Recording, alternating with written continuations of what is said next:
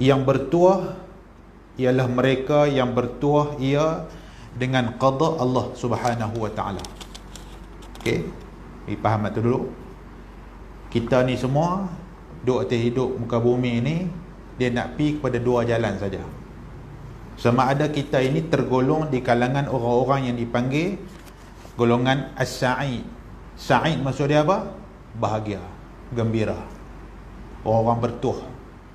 As-sa'id maksud dia orang bertuah, orang yang bahagia, orang yang mendapat kegembiraan, orang yang esok kesudahan umur dia pi menghala kepada redha Allah dan menghuni syurga Allah, itu sa'id.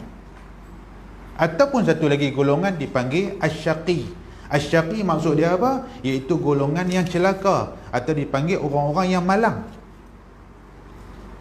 Asyaqi maksud dia orang yang celaka, orang yang cukup malang. Pasal apa? Pasal dia tak dapat rahmat Allah. So hidup kita ni nak pergi situ je. Kita duk buat ibadat, kita duk buat amalan, tujuan dia apa? Nak rahmat Allah. Selagi mana kita tak dapat rahmat Allah, buatlah banyak mana amalan pun, kita tak layak ke syurga. Kerana apa? Kerana Allah tak reda. Tuan-tuan, kita dah baca hadis bulan 2 bulan lepas hari tu, sebelum kita habis tahun 2020 bulan 12 hari tu, kita dah baca hadis Nabi SAW. Nabi kata apa?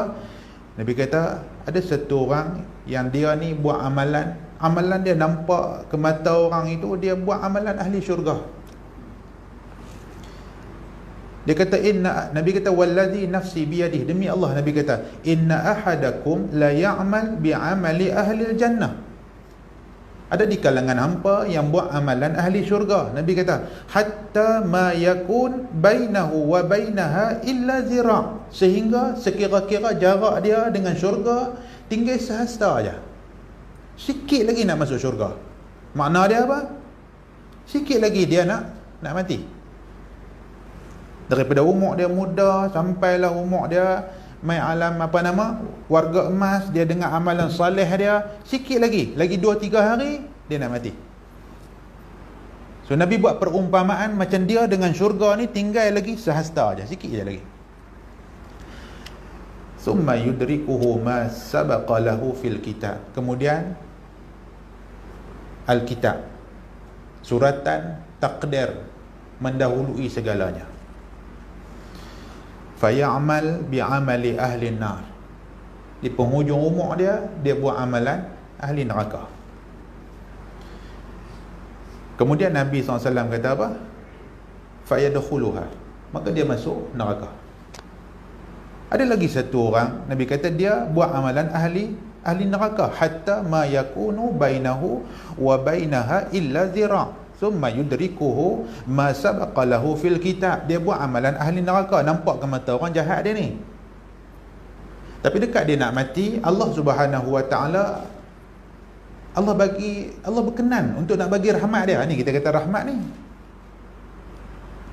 Dia dalam masyarakat, di kalangan orang ramai, dia dikenali orang yang duk buat dosa. Tapi kita tak tahu di sisi Allah amalan apa yang dia buat sehingga Allah berkenan untuk limpahkan rahmat kepada dia.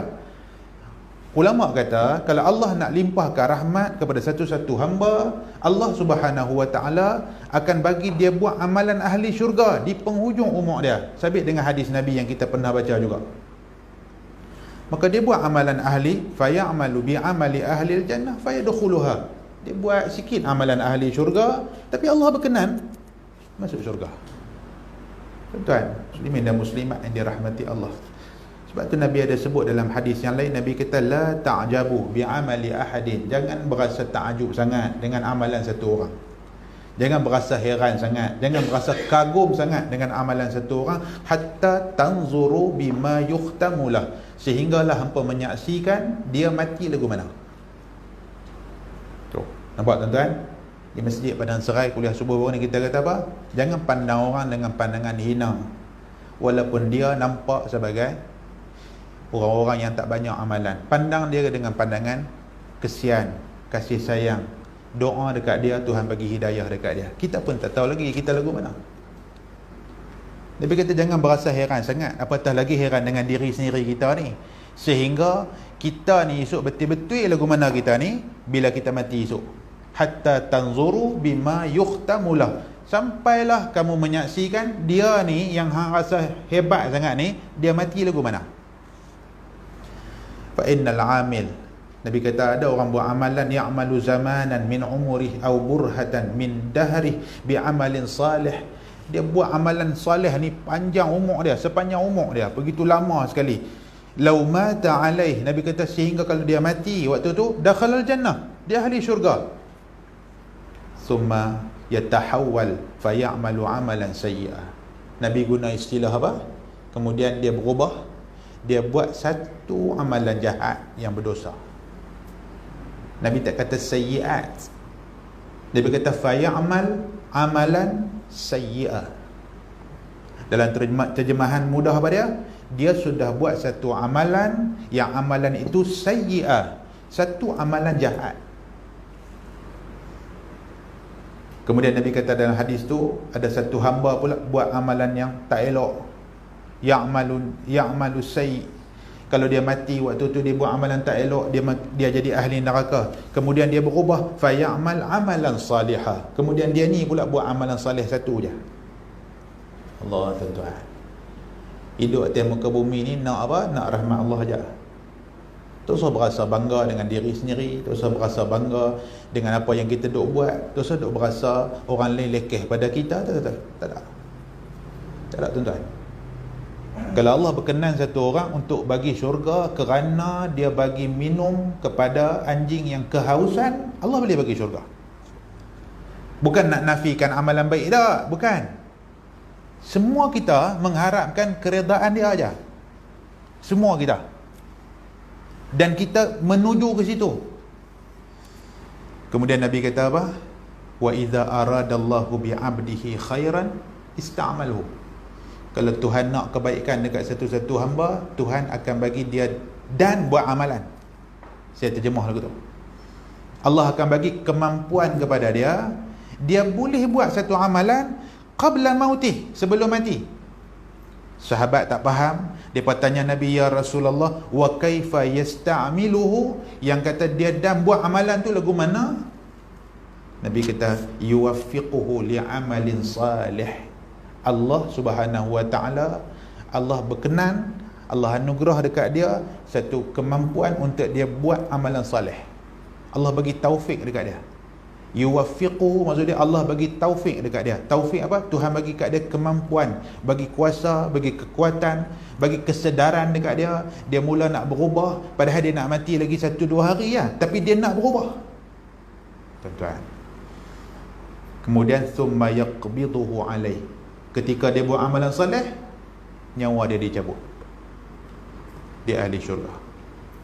Muslimin dan muslimat dirahmati Allah. Ini yang disebut dalam matan kita ni. Dia kata apa? Dan bahagia dan bertuahlah mereka yang bertuah ia dengan qada Allah. Allah tahu kita nak mati lagu mana. Dan yang celaka mereka itu, yang celaka ia dengan qada Allah. Doalah tuan-tuan, doa, ya Allah, himpunkanlah aku, golongkanlah aku di kalangan orang-orang yang suada, orang-orang yang bahagia.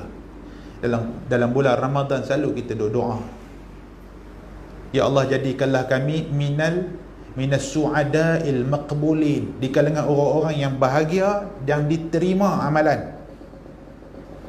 Dia ni buat amalan, dia ni buat amalan, dia ni buat amalan, semua buat amalan banyak, tapi Tuhan terima ke tak? Kena doa. Betul kita apa? Ya Allah, jangan golongkan aku di kalangan minal ashqiya'il mardudin, di kalangan orang-orang yang celaka, syaqi, yang tertolak amalan. Nampak tak? Baik. Artinya dia kata tuah itu iaitu mati dalam iman. Tuah ni apa dia? Mati dalam iman. Dan erti celaka itu iaitu mati di atas kufur. Itu celaka. Mati di atas kekufuran, sama ada dia kafir murtad ataupun dia kufur yang menyebabkan dia tidak dikira orang-orang yang bahagia.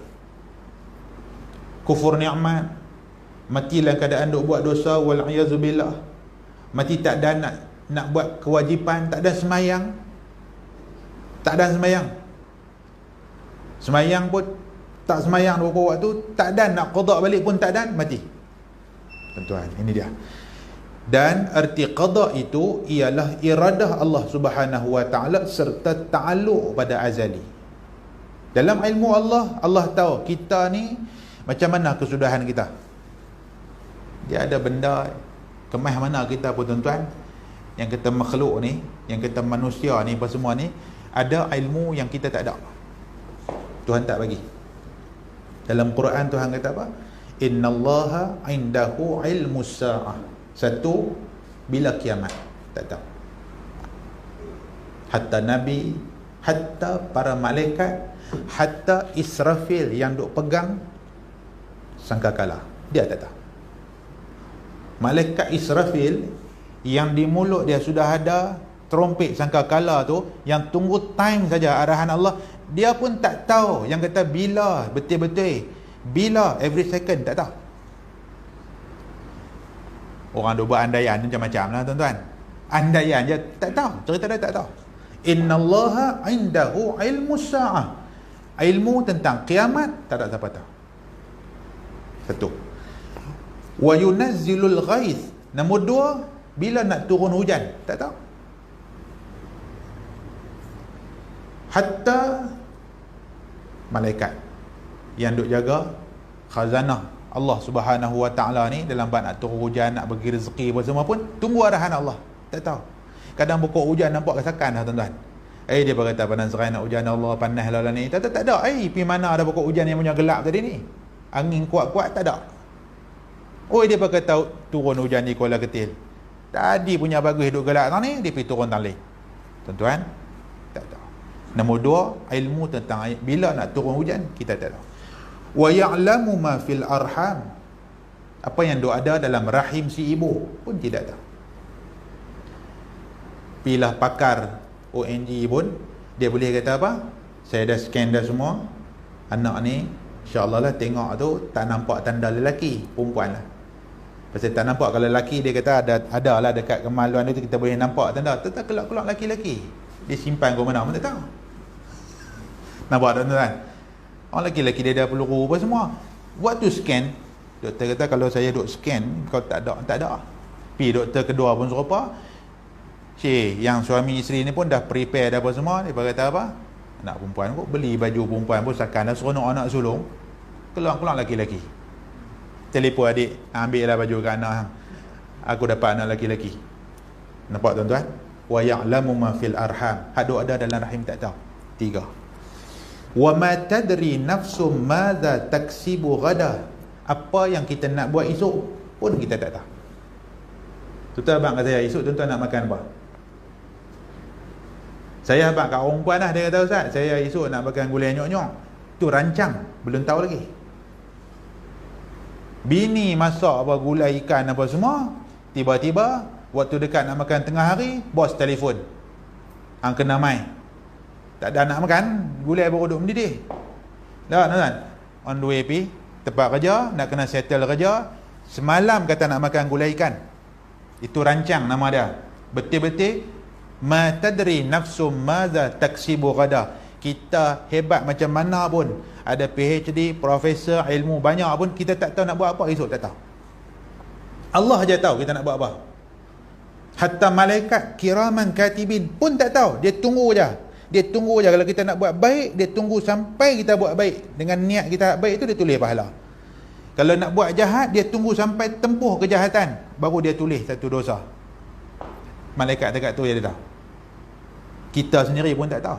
Allah tahu apa yang kita nak buat esok. Yang keempat, yang akhir sekali ni dia, ini kaitan dia. Wa ma tadri nafsun bi ayyi ardin tamut. Tiap-tiap jiwa tak tahu di mana, bumi mana yang dia nak mati. Dia tidak tahu. Ada orang Tuhan anugerah mati di Madinah, dikebumikan di Baqi' al-Gharqad, di Baqi' sana. Ada orang meninggal mati di Mekah, dikebumi di Ma'lah.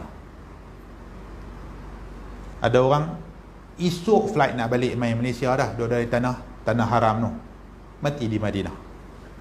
Esok nak balik dah. Allah takdir dia mati situ.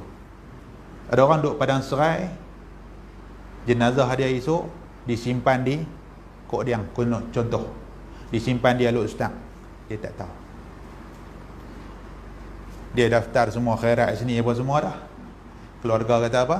Dah meninggal di sana rumah ayah, kita simpan sana. Tak tahu di mana yang kata kita nak mati. Kata ulama, bi ayyi ardin tamut juga bermaksud oleh kerana kita tak tahu di mana kita nak mati, bumi mana, dan kita tak tahu kaifa, macam mana kita mati. Hak ni terikat dengan hak kita baca dalam kitab kita ni, bahagialah orang yang mati di atas keredaan Allah tadi, as-sa'id tadi. Nah, baik. Maka kesudahan itu menunjuk ia atas yang berdahulu. Maka jika disudahi akan dia dengan iman, nescaya menunjuk ia atas bahawasanya pada azali lagi ada ia daripada sekalian orang yang bertuah. Waktu itu barulah kita kata apa? Haji kita ni dia betul-betul orang soleh, mati baik. Waktu tu baru kita ada ilmu, kita baru tahu kata sejak azali tuan haji kita, hak kita hormat dia bagus ni, dia memang orang baik, orang soleh. Dia mati duduk tengah semayang di masjid di surau contohnya. Waktu tu baru kita tahu. Allah tahu lama dah, sejak azali. Sekalipun mendahului akan dia oleh kufur, yang kita baca hadis tadi, walaupun di kalangan manusia ni ada dia buat dulu dosa-dosa hak dia pernah buat, tapi Allah berkenan dekat dia, Allah nak bagi rahmat, dia mati atas keimanan. Dan jika disudahi atasnya dengan kufur, nescaya menunjuk ia atas bahawasanya pada azali adalah ia daripada sekalian orang yang celaka. Kalau dia buat kekufuran, tiba-tiba mati dalam kekufuran, itu tanda sejak azali memang dia disuratkan begitu di kalangan orang-orang yang syaqi, orang-orang yang celaka. Wa ammal ladzina syaqi fa fin nari lahum fiha zafirun wa syahiq. Nah, begitu. Baik, sekalipun mendahului akan dia oleh iman, dan keduanya itu dengan kehendak Allah Subhanahu wa taala. Allah yang berkehendak, Allah yang susun atur semua. Wa kullun muyassarun lima khuliqalah. Dalam hadis kata apa? Tiap-tiap kita ini dipermudahkan ke situ. Nak mati dalam keimanan, jalan hidup pun pi ke situ. Walaupun dalam kitab kita kata apa? Dia pi gelong dulu, kok kufur dulu. Tapi kerana Allah memang nak bagi kat dia mati keimanan, dia akan pi ke situ. Muyassarun dia panggil. Dia akan dipermudahkan untuk tempuh jalan tu. Begitu. Nah, muslimin dan muslimat dirahmati Allah. Okey, kita berhenti tentu, kita nak baca Sirrus Salikin. Lepas ni kita akan masuk matan yang panjang, wa aslul qadar sirrullahi ta'ala fi khalqih. Dan asal bagi qadar itu adalah rahsia Allah Subhanahu wa ta'ala pada makhluk dia. Ini rahsia Allah. Cerita qadar, Tuhan takdirkan macam mana, qada dan qadar ni semua kita akan bahas insya-Allah pada kuliah bulan depan.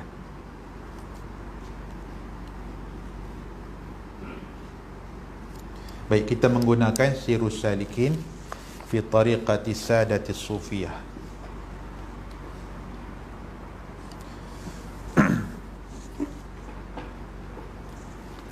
Okey, kita sampai pada muka surat jilid yang ketiga, pada muka surat 12. Muka surat 12. Betul ya? Baik. Saya takut silap bawa jilid ketiga betul kan? Okay. Jilid pertama tuan-tuan baca dengan Ustaz Abdul.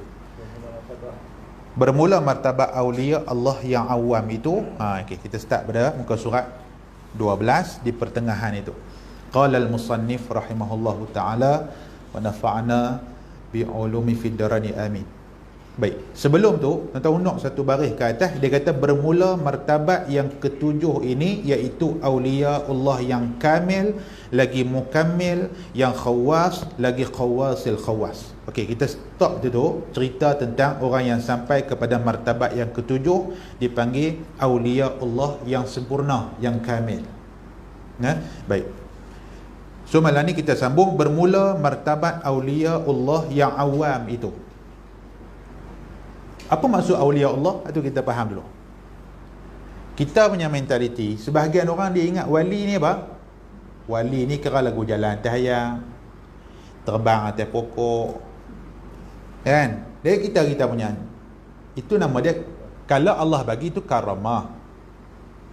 Allah boleh bagi, Allah boleh tak bagi. Bukan syarat wali ni mesti, oh kalau kata wali, aku nampak dah dia jalan atas hayang tau.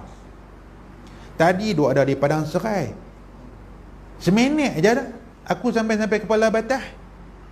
5 minit 10 minit lepas tu dia duk ada di sana, nampak duk jalan kaki. Member pula kata, aku nampak orang tuan ni jalan kaki kat sini. Dia ingat wali punya mentaliti kita apa? Kita punya wali macam tu. Baik, wali ni dalam ta'arif tuan-tuan, maksud wali apa? Wali ialah inna waliyyi Allah, orang-orang yang dilindungi Allah, itu wali. Orang-orang yang mendapat naungan rahmat Allah, itu wali. Orang-orang yang sampai kepada maqam ma'rifatullah, itu juga wali. Orang-orang yang sampai kepada maqam semua dia tak ada apa, semua fana, yang nampak apa daripada dia, kebesaran Allah, kekuasaan Allah, ketauhidan Allah, hak tu wali. So maqam wali ni, dia nak cerita maqam awliya Allah yang awam. Kita tak mau sebut yang paling rendah kerana tak cantik bahasa tu. Maqam awliya Allah yang mula-mula ditempuh oleh setiap orang yang suluk, yang duk berjalan menuju Allah dalam beribadat, dalam berzikir, dalam bermunajat, apa semua ni, dia mula-mula punya maqam dia panggil apa? Iaitu martabat yang keempat. Itulah dipanggil martabat nafsu yang mutmainnah. Dan kita bahas dah itu. Mutmainnah, tenang. Dan martabat awliya Allah yang khawas itu, yang lebih khusus lagi, iaitu martabat yang kelima, iaitu nafsu yang radiyah. Okey, kita dah baca dah hari itu. Dia nak kesimpulan saja ni. Dia main pada maqam radiyah, penuh dengan keredaan, hati dia reda aja. Allah bagi ujian, Allah bagi musibah, Allah bagi apa semua, dia reda. Reda lebih tinggi daripada mutmainnah tadi. Mutmainnah tu cukup tenang. Tenang apa? Dalam apa keadaan dia tak serabut, dia tak terjunah kepada hak bawah lagi pada dia. Apa dia? Kita baca hari itu mulhamah, kemudian lawamah, kemudian ammarah, at-turuq kan. Dia duk mutmainnah pun cantik. Dia tenang je. Dia kalau ada dia teringat dia terbuat dosa, dia mula istighfar pada Allah, dia mula ambil semayang, dia menyesal, padahal dosa tu bagi setengah orang kecil tapi bagi dia besar. Dia sampai maqam tu. Dia panggil awliya Allah yang awam. Baik, kita bahas dah yang tu, apa yang kata Imam Ghazali sebut. Kemudian dia naik awliya Allah yang khawas. Yang khawas ni apa? Dia naik lagi satu maqam, iaitu nafsu jiwa yang radiyah, penuh keredaan. Nikmat ke, ujian ke, bala ke, sihat ke, sakit ke, senang ke, miskin ke, apa pun radiyah. Hebat dia ni. Okey. Dan martabat awliya Allah yang khawasul khawas lagi tinggi, lebih khusus lagi, lebih dalam lagi, iaitu martabat yang keenam, iaitu nafsu yang mardiyah. Mardiyah ni kita dah baca panjang hari tu, cuma dalam bahasa mudah daripada dia sampai ke tahap apa? Bukan takat dia redha, setiap tindak tanduk dia, perbuatan dia, pemikiran dia, hati dia, Allah redha dah. Para sahabat sampai maqam itu, radhiyallahu anhum wa radu'an. Allah start dengan radhiyallahu anhu. Tuan-tuan tengok betapa istimewanya para sahabat Nabi ridwanullah alaihim ajma'in, sehingga kita kalau sebut nama Sayyiduna Abu Bakar ini Siddiq radhiyallahu anhu, sebut nama Umar Al-Khattab radhiyallahu anhu. Pasal apa kita sebut lagu tu? Pasal Allah sebut. Allah tak kata radu anhu wa radhiyallahu anhum. Tak, Allah kata radhiyallahu anhum wa radu anhu. Allah mula diri dia. Dan telah redalah Allah pada mereka, dan mereka reda Allah. Dia sampai ke situ, jiwa yang mardiyah, cukup kuat, cukup tenang, terikat dengan Allah, tak peduli apa yang makhluk kata. Dia tak ada ambil kira dah. Kalau dia keluar berjihad dengan jumlah dia 313, dia tak ada argue, bolehkah kita nak lawan dengan 1000? Kalau dia pergi ke Tabuk dengan jumlah 30,000, dia tak ada tanya banyak, bolehkah kita nak berhadapan dengan tentera Rom yang sampai 200,000 lebih? Dia tak tanya. Dia dah sampai kepada satu tahap apa? Radhiyallahu anhum wa radu'an. Maka tak heran Allah hantar bantuan kepada para sahabat ni. Mereka keluar berjihad, bantuan para malaikat Allah mai. Kerana jiwa mereka sampai ke situ. Kalau kita baca cerita, ada sahabat yang kalau tertusuk dengan panah dan sebagainya, untuk cabut, tunggu dia semayang. Dia sampai ke situ. Kesakitan tak penting bagi dia, kesenangan tak penting bagi dia, dunia ni semua tak ada apa pada dia. Yang ada apa dia? Allah dalam hati dia. Baik, yang ni kita baca dah berkaitan mardiyah. Baik, kemudian dia kata, dan ketahui olehmu segala orang yang salik bagi tariqah al-muqarrabin, bagi jalan-jalan menghamparkan diri kepada Allah itu, bahawasanya masyayikh yang lain daripada masyayikh al-khalwatiyah itu tiada memberi talqin ia akan murid yang salik itu, melainkan 3 isim jua, 3 nama Allah je. Guru-guru masyayikh dia panggil. Yang khalwatiyah ni maksud dia apa? Yang mengambil jalan untuk berkhalwah. Ada masa dia duduk bersunyi-sunyi, berzikir, tengah-tengah malam berzikir, jauh daripada kesibukan orang ramai, tak ada ghaflah dengan manusia yang ramai, tak suka pergi ke tempat-tempat yang menyebabkan dia tak boleh ingat akhirat. Dia akan duduk seorang-seorang. Baik, maka guru-guru yang macam ni biasanya bila murid dia menjalani tariqah al-muqarrabin, dia akan bagi 3 jenis nama untuk zikir, 3 nama Allah untuk zikir. Maka adalah mereka itu memberi talqin akan murid mereka itu, padahal ia di dalam nafsu al-lawamah. Nampak tuan-tuan? Kalau dia tengok budak ni, nak murid dia ni yang mai mengaji dengan dia, minta dia tarbiyah, minta dia didik, minta dia bentuk hati, minta dia bimbing untuk berjalan menuju Allah ni, guru-guru murabbi ni dia tengok budak ni, dia sat dia duk buat benda yang tak elok, sat dia buat okey, sat dia semayang istiqamah, sat dia tak apa rajin. Okey, dia mai ada masa dia okey, ada masa tak okey, dia panggil nafsu apa tuan-tuan? Lawamah. Saat dia rasa menyesal dengan apa yang dia buat, okey, dia akan bagi kat murid dia dengan zikir apa? Iaitu dengan kalimah la ilaha illallah. Dan itulah yang diajar oleh Nabi kita, Nabi Muhammad sallallahu alaihi wasallam. Kita duduk di situ dalam keadaan kita ni kullu bani adam khata'un, tiap-tiap kita ini memang duk buat dosa. Dosa bukan dosa hati tuan-tuan, dosa zahir pun kita terbuat. Tak. Kita bergulumang dengan dosa, sat okey, sat tak okey. Maka sebab itu diajar dalam Islam kita apa dia? Seafdal zikir untuk nak padam dosa yang kita buat tadi siang. Mai duk malam-malam la ilaha illallah, la ilaha illallah. Kena tolak dulu hak selain daripada Allah hak kita duk buat tu. Tadi buat dosa tak raih keridaan Allah. Tadi buat dosa tak ambil kira dosa dengan Allah. Tadi buat dosa tak takut neraka Allah. Tadi buat dosa tak heran azab Allah. Tadi buat dosa tak teringat syurga Allah. Tadi buat tu semua kena tolak buang. Sebab tu kena la ilaha, tidak ada Tuhan yang disembah. Kita kena faham perkataan ilah.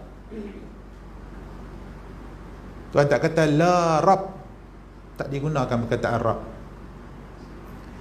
Rabb bermaksud Allah Tuhan untuk kita beribadah.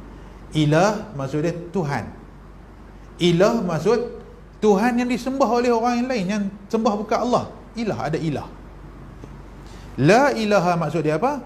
Tolak semua selain daripada Allah, kena buang daripada hati kita. Yang hak tadi ni kita teman sebut nak, kalau makan rasuah, tadi pecah amanah, tadi buat dosa zalim orang, tadi tak peduli dosa pahala, tadi makan harta orang, tadi tipu, tadi lagu tu lagu ni, kena buang. Maka guru-guru para masyayikh ni kata murid dia hak jenis lawamah ni saat lagu tu, saat lagu ni. La ilaha illallah, hampir amal hak lah tu. Hak itulah kita duk amal pun. Siapa tak naik ustaz duk tang tu dari dulu nak buat macam mana kita punya kan? Kan? Kita tak naik. Satu, kita tak ada murabbi yang membimbing kita. Yang kedua, kita sendiri pun tak bersungguh untuk ambil masa untuk banyakkan zikir. Ada tak kita zikir tahlil la ilallah 1000 sehari? 100 tak ada. 10 kali pun belum tentu ada. Kalau ada pun kebetulan dalam sembahyang. Asyhadu an la ilaha illallah. Memang dah wajib nak baca, nak baca, tak baca tak sah sembahyang. Tahiyat akhir. Asyhadu an la ilaha illallah tu pun sambil duduk baca tu teringat macam-macam. Teringat tak makan nasi, teringat nak pergi kerja, teringat lagu tu. Betul-betul kita tak ada. Sebab tu nak pi kepada had selepas ni tuan-tuan, had tahlil itu yang Tok Guru kita masuk dalam masyarakat kita tu dengan majlis tahlil tu, pasal apa? Pasal dia think Tok Guru kita pandai. Kita ni kalau tak ada majlis, tak ada tahlil. Bukan nak habang kata nanti mati baru kita tahlil dah. Tapi kalau tak ada, tak teringat. Kita agak-agak lah tak ada langsung majlis tahlil. Agak kita ada tahlil lah. Bila tahlil tadi? Tak ada tuan. Pas mayang pun kadang kita skip. Pasal apa? Pasal macam-macam lah. Kadang nak buat kuliah dan sebagainya, kita skip lah. Walaupun amalan guru-guru kita dulu, kita akan bertahlil, lepas subuh tahlil, lepas sembahyang maghrib, tapi kita ada kekangan lain, ada kuliah lah, nak mengaji dan sebagainya, kita zikir kita ambil sikit-sikit je. Jadi sampai bila-bila pun memang kita tentu lah. Okey. Jadi kita sedar diri kita duduk tentu. Dengan zikir yang diberi oleh guru ni, la ilaha illallah, maksud dia apa? Kena buang segala tuntutan hawa nafsu selain daripada Allah tu, dia panggil ilah. Hak kita duk sembah dalam hidup kita tu, duk sembah hawa nafsu, sembah duit, sembah jawatan, sembah pangkat, sembah pujian orang. Memanglah kita tak sembah macam sembah lagu tu, tapi hidup kita tu macam tu. Lagi tak boleh jawatan duk nyanyi tu lah sepanjang hidup. Bukan kata kat siapa tuan-tuan, siapa pun sama. Kalau dia gila jawatan ni tuan-tuan, dia tak nampak hak lain. Dia akan duk nampak hak tu je. Pasal apa? Pasal duk adalah hati dia tu. Okey. Kemudiannya, dan padahal ia di dalam permulaan nafsu al-mulhamah. Mulhamah maksud dia apa? Bila dia nak pi kepada mutmainnah, sebelum daripada tu dia akan diberi ilham. Ilham apa?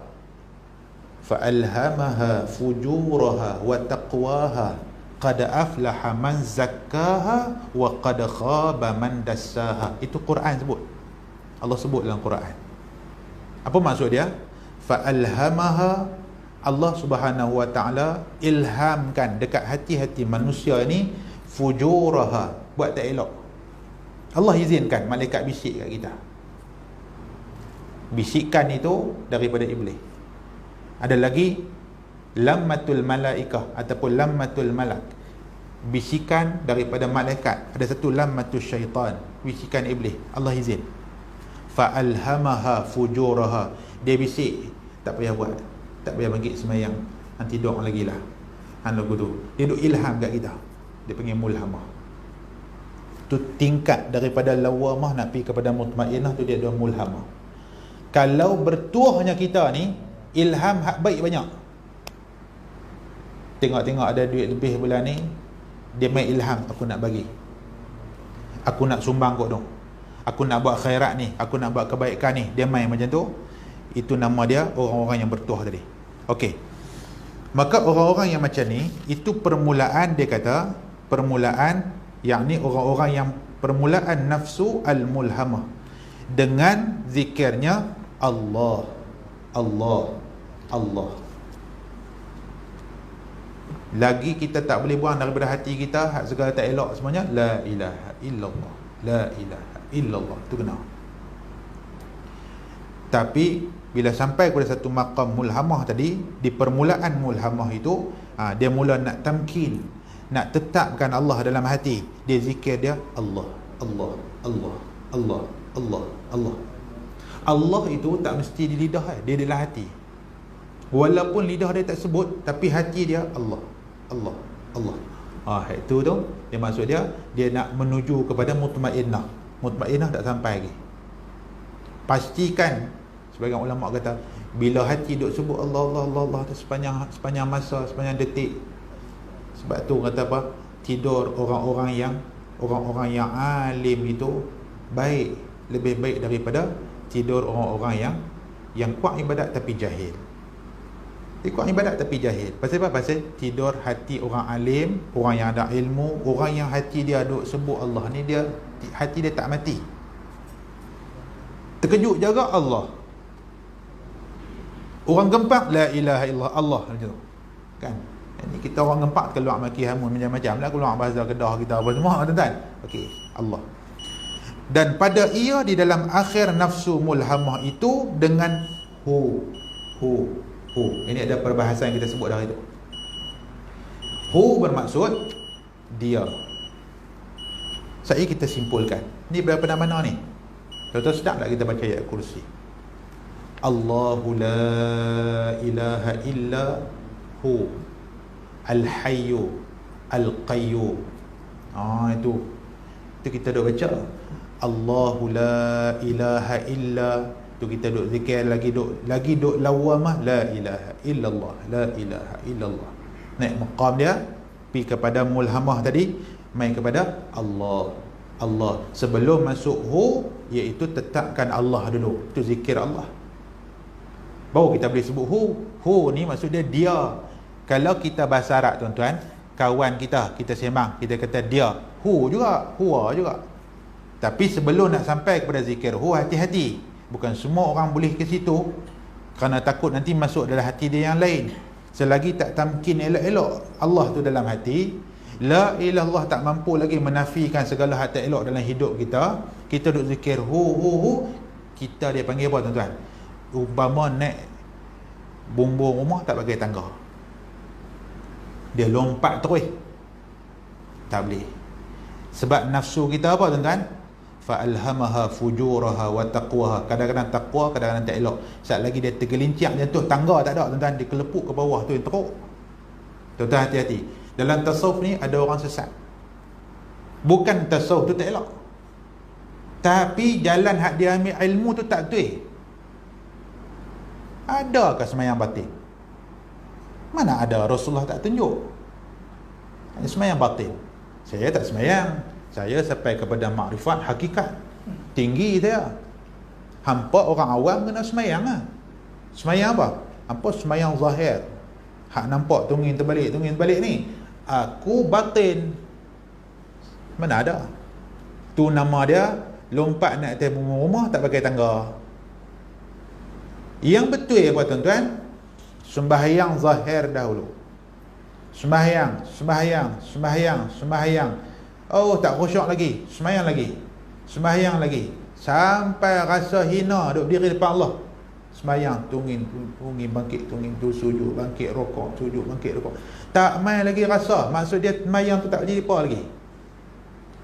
Tak boleh pergi lagi kepada perbahasan batin. Pasal hak zahir hang pun tak sempurna, macam nak cakap batin. Tak boleh. Lepas tu baru naik apa dia? Iaitu sampai pada tahap kita sembahyang, orang nampak zahir kita sembahyang, tapi sebenarnya yang menghadap Allah tu apa? Batin kita. Silap faham orang-orang yang melalui tasawuf yang tak betul. Dia buang sembahyang hak zahir tu, dia kata dia sembahyang batin. Mana ada? Zahir, ya kita duduk sembahyang. Sampai ke maqam dia panggil khawas tadi tu, tak sampai khawas gila, baru nak menuju ke mutmainnah apa semua ni, dia sampai ke tahap apa? Orang nampak kita sembahyang zahir, tapi sebenarnya betul-betul hakikat dia kita menghadap Allah. Apa yang menghadap Allah? Batin kita. Atau zahir kita ni menghadap ke Ka'batullahil Haram. Bukan kita sembah batu Kaabah yang besar tu, tapi itu ittijah, hala tuju kita menghadap Allah. Tapi yang tawajuh dia apa dia? Fasamma wajhullah. Batin kita menghadap Allah, keredaan Allah. Allah tu tak dapat dilihat dengan mata kasar, tapi dapat dirasai oleh hati-hati yang bersih akan kewujudan dia, kebesaran dia, keagungan dia, dapat dirasa. Kita tak sampai ke situ lagi. Selagi itu kita di maqam awal, sembahyanglah kita dengan syariat zahir kita duk buat tu. Usahalah sampailah kepada dalam kita duk buat hak zahir, batin kita turut sembahyang. Tu baru nama dia sembahyang zahir dan batin. Bukan pisah dua-dua tu. Jangan duk buat gelong tuan. Lagi minta maaf dengar orang teman Seri Setia dia kata duduk berjalan seorang-seorang kan. Dia pun tak mayang ni kata Ustaz dia ni kira batin tinggi lah, kira maqam hakikat lah. Yang tu semua karut. Tentang ajaran sesat cukup banyak lah ni, hati-hati. Mengaji bagi jalan betul-betul, tangga naik dia elok. La ilaha illallah dulu. Bila ada guru mursyid kita, dia kata okey, hang boleh zikir lepas ni dengan Allah. Allah itu bagi ada. Okey, kita kena ada guru bimbing kita. Lepas tu mai kepada illa huwa. Hu tadi. Nah, dan dengan isim ini, isim apa? Hu tu, maka masuklah ia di dalam nafsu al-mutmainnah. Tenang tadi, nampak tuan? Inilah kesudahan suluk mereka itu dan permulaan, yakni usul sampainya mereka itu kepada ma'rifatillah ta'ala. Barulah sampai kepada ma'rifatullah. Hak kita duk mengaji awaluddin ma'rifatullah tu, tani dia punya mula dia. Ulang balik nah. Nafsu ammarah, kerja buat dosa tak teringat pahala langsung. Lepas tu nak nafsu lawamah, buat dosa teringat, buat dosa minta ampun kat Tuhan, teriaklah sembahyang tahajud semua, esok buat balik. Duk lawamah tu. Dengan zikir harian kita yang afdal, la ilaha illallah, la ilaha. Dengan bimbingan guru mursyid, orang yang mendapat bimbing kita, guru yang murabbi, dia naik lagi sampai kepada dia suruh kita untuk berpindah kepada tetapkan Allah dalam hati kita, zikir Allah, Allah, Allah, Allah, Allah dalam hidup kita. Kemudian pi kepada setahap hu bermaksud hu Allah, dialah Allah. Sebab Allah dah ada dah dalam hati kita. Hu merujuk kepada Allah. Sampai ke situ, itulah dia kata sudah masuk jiwa yang mutmainnah. Waktu itulah kita sudah sampai kepada atau permulaan sampai kepada ma'rifatullah. Baru nak pergi kepada kenal Allah. Betul-betul kita ni tak kenal lagi tuan. Betul guru kita duk sebut apa? Betul-betul kita ni tak kenal Allah. Kalau kita kenal Allah, sikit dosa pun tak terkamak nampak. Sebab tak kenal. Macam kita lah, kita kenal pak kita. Pak kita macam mana punya perangai. Kita buat ada benda yang dia cukup pantang, tak buat. Pasal apa? Pasal kita daripada kecil kita cukup kenal ayak muka dia. Kalau ayak muka dia macam ni, apa jangan tanya pasal apa. Tak pergi tak pasal-pasal. Hak mulut dia tak pernah bercakap, dia cakap. Tu maksud apa tuan-tuan? Anak itu sudah kenal gelagat, riak, ayak muka macam mana ni untuk pak dia tahu. Dia cukup kenal. Dia tengok pak dia berjalan, buat tak tahu kat dia. Oh, dia kata tak kena ada apa orang tuan ini. Pasal apa dia boleh tahu? Dia sudah ma'rifah, dia kenal pak dia. Orang lain tak kenal, aku tengok biasa pun dia, aku tengok dia tak marah pun. Memang dia tak marah, tapi aku tahu dia marah. Nampak tuan-tuan? Ma'rifatullah itu Allah lebihlah Tuhan yang Maha Agung. Orang yang sampai kepada ma'rifatullah ini, bila dia kenal Allah, dia tak gamak tempuh dosa.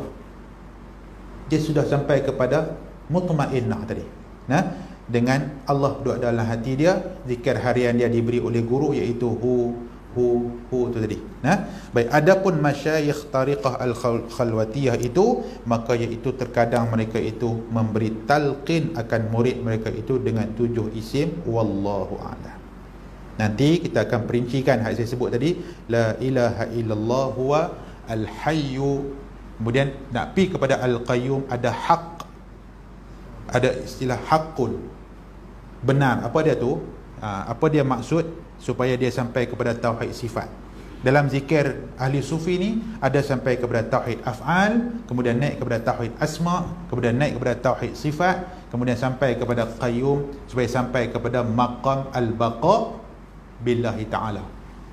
Oh, dia kita macam kita baca macam mana jalan hidup wali-wali Allah, Syekh Al-Arif Billah Abdul Qadir Al-Jilani. Kita baca cerita apa nama Syekh Junaid Al-Baghdadi, hebat tuan.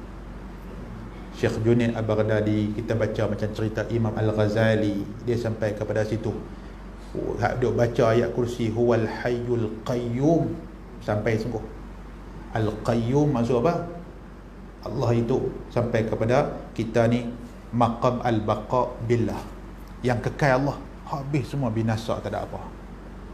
Waktu tu tuan-tuan jangan heran kalau kita baca cerita para sahabat, Abu Zar Al-Ghifari tinggalkan dunia. Tinggal dunia. Mus'ab bin Umair tinggal dunia. Abdul Rahman bin Auf dengan dunia yang ada di keliling dia tak masuk langsung dalam hidup dia. Abdul Rahman bin Auf yang kaya itu, millionaire, jutawan tu, kekayaan tu tak masuk dalam hati, dalam hidup, tak masuk. Tidak pernah kita membaca cerita Abdul Rahman bin Auf memilih kehidupan bermewah-mewah, berlebihan. Tak jumpa lagi. Tapi dia kaya. Ni para sahabat Nabi, dia sudah sampai ke, mereka dididik sendiri oleh Nabi SAW, jadi dia sampai maqam tu. Wallahu a'lam. Lepas ni kita akan sambung yang tadi tu. Adapun masyayikh tariqah al-khulwatiyah, wallahu a'lam.